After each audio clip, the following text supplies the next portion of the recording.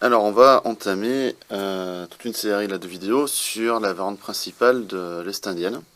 Donc ligne très jouée où les blancs juste se développent de manière logique, prennent le centre, sortent les cavaliers, rock. Donc c'est cette ligne là. Et je pense que vous allez rencontrer ce coup au moins 3 fois sur 5. Hein. Donc on rock, fou2. Et donc nous on va vous montrer, on a essayé de jouer avec cavalier A6 sur toutes ces lignes là. Donc l'idée c'est un peu d'éviter les gros débats théoriques. Le cavalier va viser cette case quand on va jouer E5. Et aussi on va un peu embêter les blancs, alors éviter certaines lignes par notre ordre de coup. Alors simplement en général les noirs jouent E5 ici.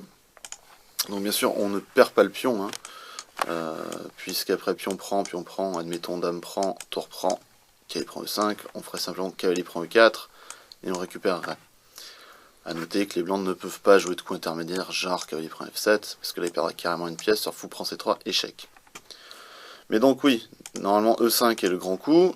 Déjà ça fera une ligne de plus à prendre, parce que cette demande d'échange est quand même possible pour les blancs.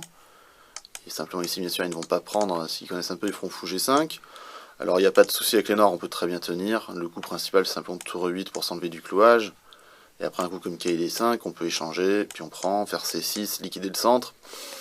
Et normalement c'est une partie qui va tirer vers la nulle assez vite. Alors que bon, nous on joue Estonienne quand même pour essayer de jouer pour le gain, quoi, avoir un combat, donc c'est un peu dommage. Mais sinon, oui, ce qu'on voulait vous dire, donc sur E5 rock, c'est ça quand même la position très standard de l'Est-Indienne. Donc A6, retomber dans ce qu'on veut vous montrer. Mais ici normalement, ce que vous avez déjà dû voir très souvent, et beaucoup de parties de top niveau, c'est cavalier C6. Donc l'idée des noirs, c'est de faire pression sur le centre en fait. Hein. Et là-dessus, on force un peu les blancs à prendre une décision, parce que s'ils jouent un coup lambda, comme tour 1 ou je sais pas, il y aura toujours des combinaisons à base de E prend D4, et sur cavalier prend D4, on aura cavalier prend E4. Et on verra que ce cavalier E4, D4 va être en l'air, donc il y a une petite combine comme ça. C'est pour ça que les blancs dessus poussent D5, parce qu'en fait on les oblige plus ou moins à le faire, et on a ce centre fermé.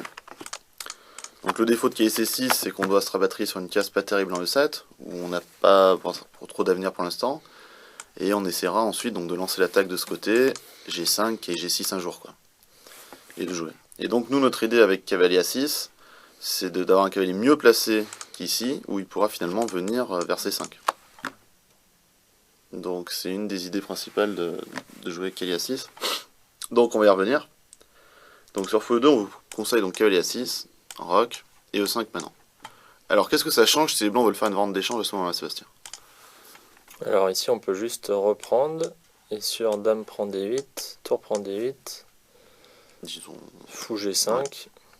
On peut simplement jouer, disons C6 ici je pense. Voilà, donc on empêche le cavalier de venir ici. On a une bonne structure pour les finales éventuellement. Ouais, on a une bonne structure, la case D4 est très faible. Et si les blancs veulent prendre ce pion?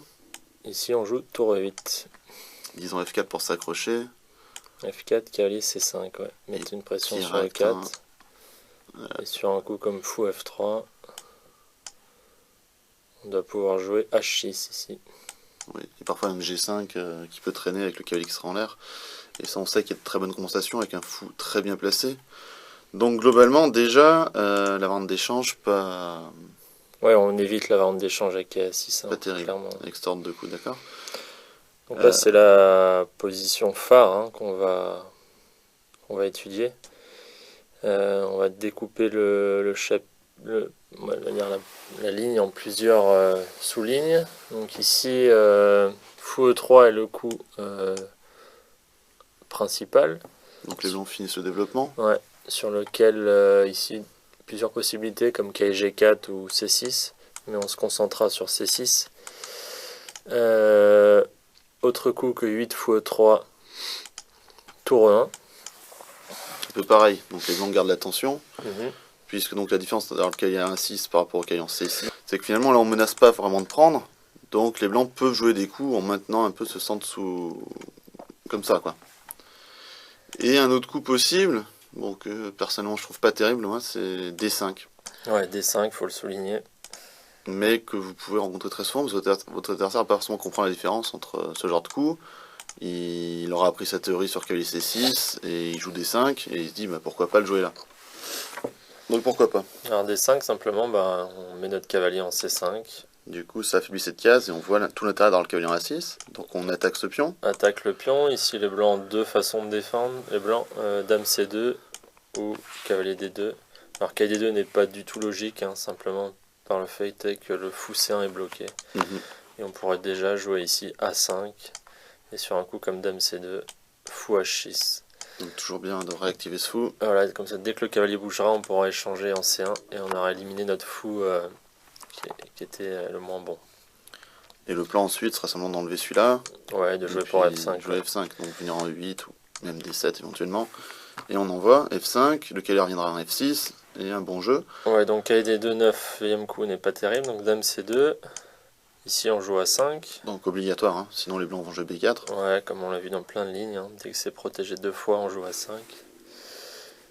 Ici les blancs joueraient, pour placer le cavalier en D2, il faudrait bouger ce fou, donc il faut jouer le fou en G5, le coup principal. Ok, ils peuvent éventuellement jouer fou E3, mais ça va ressembler beaucoup. Ouais, ça ressemble beaucoup. Et ici, on jouerait H6. Donc on se débarrasse de ce cloage pour pouvoir bouger ce cavalier et jouer notre percée classique F5. Sur un coup comme fou H4, simplement G5 suivi de cavalier H5, puis F5, Okay. avec un gros jeu sur l'aile roi. Donc si après on reprendra du fou, on aura un très bon contrôle de cette diagonale et de la case E4 toujours importante quand il y a cet échange. Ouais. Et le cavalier est toujours prêt donc à bondir ici ou à revenir même parfois en F6 pour faire pression sur E4. Donc ça c'est très bien, fou H4, oui effectivement, il semble les pas blancs très bien doivent jouer placé. fou E3, et là on jouerait simplement B6. Donc on se prépare à reprendre en C5 du pion Ouais, B. on stabilise notre cavalier, et puis on va commencer à préparer une idée avec F5 sur l'aile roi. Donc disons cavalier D2. Cavalier D2, on replace ce cavalier, et là fou G4, un coup assez rare mais assez intéressant. L'idée est un peu de désorganiser la position blanche.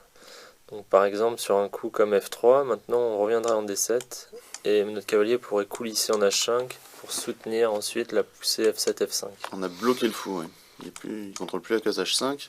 Donc le cavalier pourrait venir en H5 sur une case active, envoyer F5 et éventuellement aussi revenir par ici. A noter aussi le bon positionnement du fou en D7, parce que sur un coup comme A3, on a toujours le coup A4 qui fixe les pions. Donc sur fou D7, par exemple les blancs peuvent jouer un truc comme B3 pour préparer effectivement A3 puis B4. Et maintenant tout de suite on a le jeu là-bas. Cavalier H5, ouais. Donc on est prêt à revenir ici à jouer F5. A noter aussi que quand on joue cavalier F4, si l'on ne faut rien, on est content de prendre ce fou.